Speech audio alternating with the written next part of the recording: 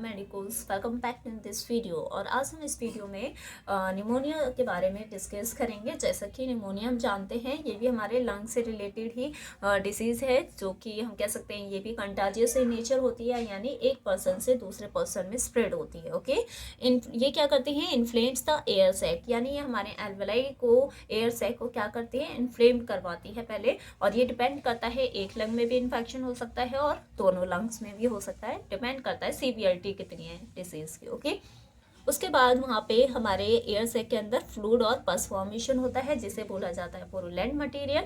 Okay, coughing होगी बलगम के साथ, पस के साथ, फीवर होगा, बुखार होगा और चिल्स, ठंड लगेगी, ब्रीथिंग डिफिकल्टीज यानी कि सांस लेने में प्रॉब्लम होगी, क्योंकि कहीं ना कहीं हमारे एल्वेलाई में फ्लूइड फिल हो रहा है, तो जो ऑक्सीजन सप्लाई है बॉडी के अंदर वो क्या हो जाएगा, कम हो जाएगा। ओके, इसके पॉजिटिव एजेंट अगर हम देखें क्या है, तो बैक्टीरिया भी हो सकता है, वायरस भी हो सकता है, फंगाई भी हो सकता है। Okay, inflammation of the lung parenchyma, जो हमारे लंग पैरेन्काइमा में इन्फ्लामेशन होता है, स्पेशली एल्वेलाई में होता है, और कई बार ब्रोंकाई में भी हो जाता है। सॉरी, ब्रोंकाई में नहीं होता, बट हमारे ब्रोंक्यूल्स में हो जाता है।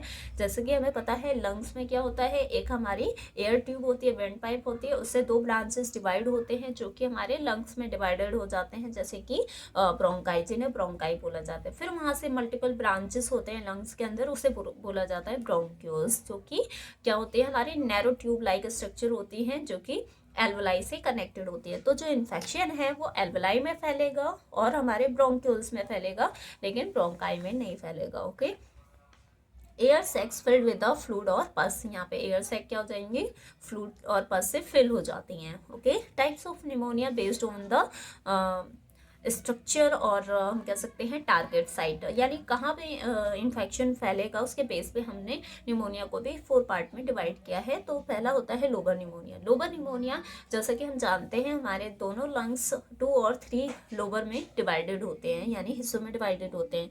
तो जो लोबर निमोनिया है, मतलब किसी एक लंग्स के एक लोब में अगर इन्फेक्शन फैलता है तो उसे बोला जाता है lobar pneumonia. Involves the single lobe, single lobe में इन्फेक्शन हो रहा है, और हम कह सकते हैं और a section of a lung, मतलब एक सेक्शन में, लंग्स के एक सेक्शन में इन्फेक्शन फैलता है, तो उसे बोला जाता है लोबर निमोनिया।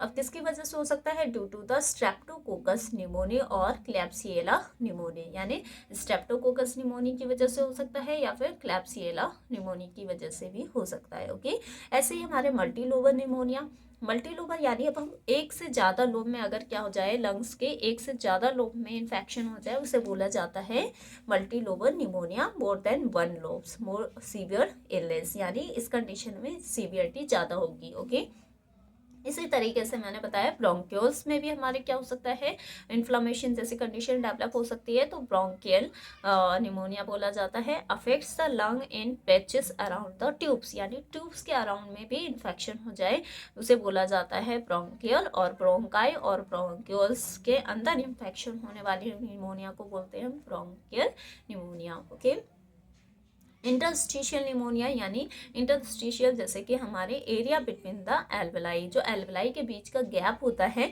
उस एल्वेलाई के बीच के गैप को बोला जाता है इंटरस्टिशियल स्पेस, और अगर वहाँ पे इन्फेक्शन होता है तो इसी वजह से बोला जाता है इंटरस्टिशियल निमोनिया। और ये भी वायरस की वजह से हो सकता है, और हम कह सकते हैं